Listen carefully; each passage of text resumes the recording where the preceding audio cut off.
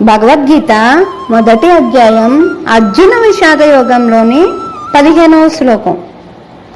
జయోవాచ పాంచజన్యో ఋషికేశో దేవదత్తం ధనుంజయః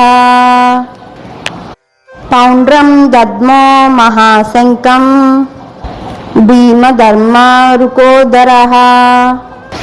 మరొకసారి చెప్పుకుందాం.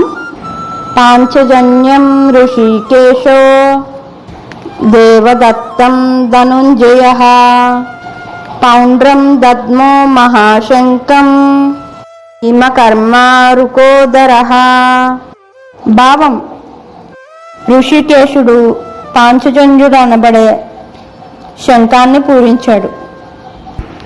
అర్జునుడు దేవదత్తాన్ని పూరించాడు. గొప్పగా భుజించేవాడు.